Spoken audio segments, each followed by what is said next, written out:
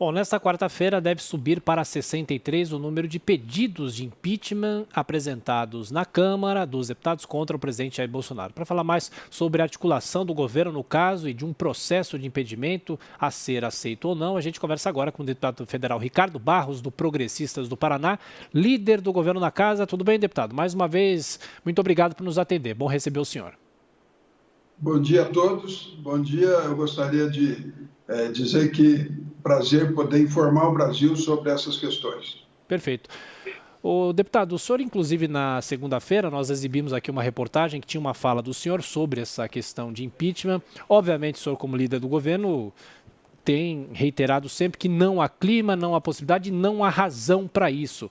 Mas o senhor não teme que com o aumento dessas pressões de outros setores da sociedade e com o Congresso Nacional agora passando por eleições, trocando o comando da Câmara e do Senado, o senhor não acha que isso pode eventualmente ir para frente e isso ganhar um pouco de mais corpo? Como é que o governo vai rebater isso?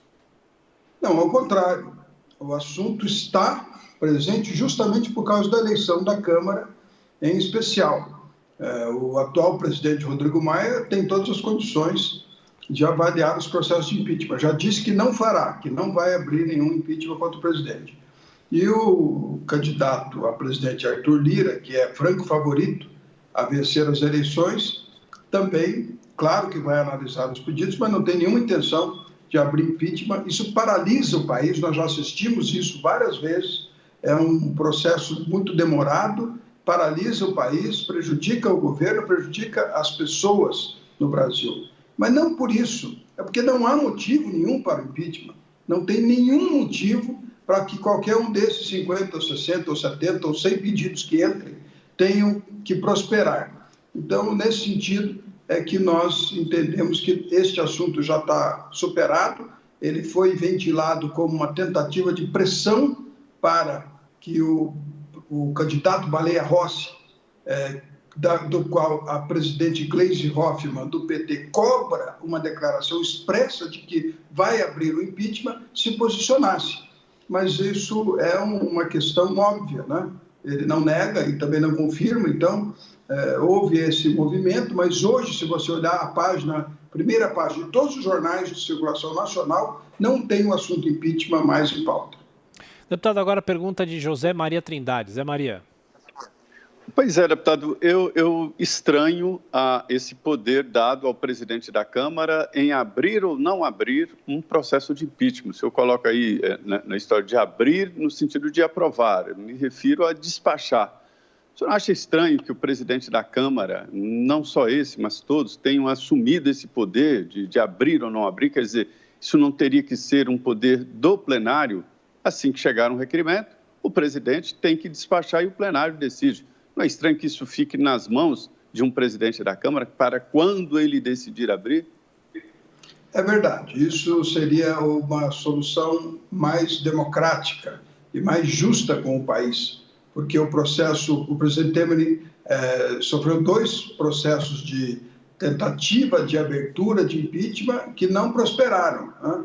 Então, isso causou grande paralisia, perdemos a oportunidade naquele momento de aprovar a reforma tributária, previdenciária e outras que viriam na sequência. Então, realmente é uma coisa que nós podemos rever. Vamos olhar a legislação, mas hoje a legislação autoriza e permite essa solução. Agora, deputado, apesar do assunto já não estar hoje nas capas de jornais, ainda ontem a Associação de Evangélicos Católicos entrou com um pedido. Hoje, então, mais uma vez, devem ser apresentados por alguns partidos mais um pedido, aí vão se somando mais de 60. Na opinião do senhor, caberia, pelo menos dentro da Constituição, a alegação que esses partidos usam para o suposto pedido de impeachment, que foi feito, mas não ainda aprovado, de que o presidente foi omisso ou pouco responsável no tratamento com a saúde do país? Absolutamente não. O Supremo Tribunal Federal fez questão de, por 2 vezes, reafirmar que isolamento social, medidas sanitárias eram competência de estados e municípios. Naquele momento, a ideia do Supremo era esvaziar a liderança do presidente Bolsonaro sobre o processo de condução da crise sanitária da Covid. Aí, quando dá errado, o Supremo quer que ele responda. Ora, o ativismo jurídico no país está ficando ridículo. Ridículo. Né? Não é possível que eles pensem que a gente não consegue ler, não consegue entender as manobras que se fazem no Supremo, naquele 6-5, 6 para um lado, 5 para o outro, né?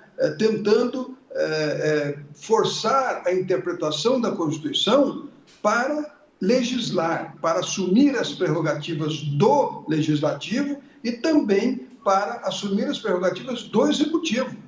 O Supremo Tribunal Federal tem reiteradas vezes tomado decisões que são prerrogativas exclusivas do presidente da República e também toma medidas que são prerrogativas exclusivas nossas, do Legislativo. Então, o grande que nós precisamos no Brasil agora realmente é enquadrar o Poder Judiciário e ele tem que ficar igual o Legislativo e o Executivo. Por várias razões, nesse período, ele ficou maior do que os outros poderes. Mas isso tem que ser encerrado. Mas, deputado, na sua opinião, o Supremo atou o governo federal ou pelo menos fez uma orientação para que os municípios e estados também gerenciassem a crise? Porque há uma discussão muito grande em relação a isso. O próprio Supremo se posicionou há algumas semanas dizendo que não atou o governo federal. Como é que o senhor rebate isso também? Não. O Supremo, vendo a bobagem que cometeu, tenta dar interpretação diferente da sua decisão anterior. Mas foi claro, é só ler as notícias todas que foram publicadas naquele período, onde a notícia era que o Supremo, né, tomava do governo federal a liderança do combate à Covid. Quando o governador Dória mandou fechar as praias, alguns prefeitos não fecharam. Né? Quando houve decisão nacional sobre determinadas questões de isolamento, estados e municípios não seguiram.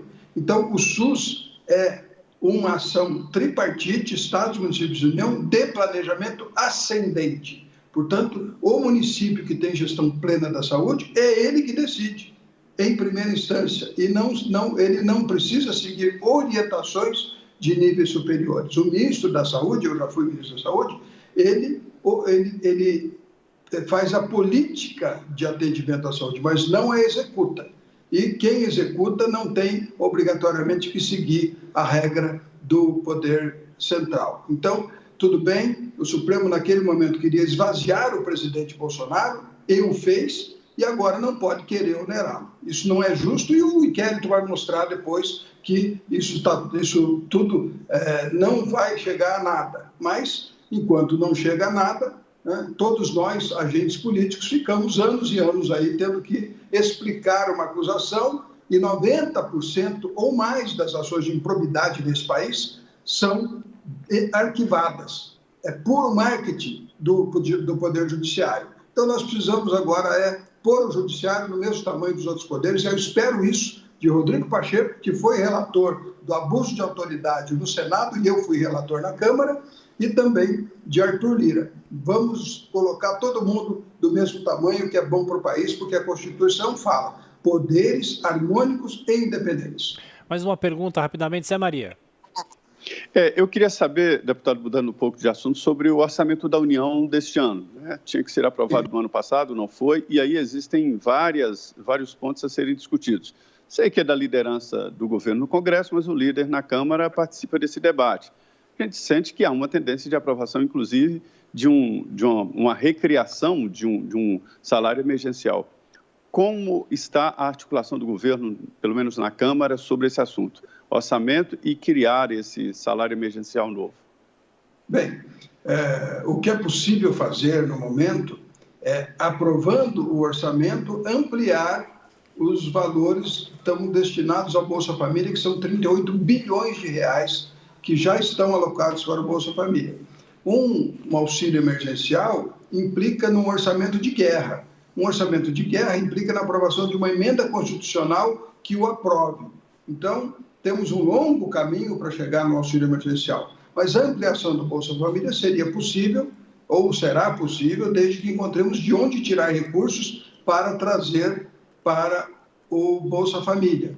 Há a PEC emergencial, que trata de gatilhos que congelam as despesas, né, retém as despesas quando os estados e municípios já estão gastando além dos limites prudenciais estabelecidos, ou buscado os investimentos. Nós temos 26 bilhões de investimentos em todo o orçamento federal. O orçamento do Ministério dos Transportes, da infraestrutura, é 8 bilhões, mal dá 6 bilhões, mal dá para fazer a conservação das estradas e não se faz nenhuma obra nova. Por isso, as concessões estão sendo a solução para investimento em infraestrutura no Brasil. O orçamento será votado, mas hoje nós podemos executar 1/12 do orçamento. Portanto, nenhuma despesa corrente do governo está em risco, nem salários, nada está em risco, porque a lei de diretrizes orçamentárias nos permite gastar 1/12 do orçamento todos os meses até que se aprove o orçamento.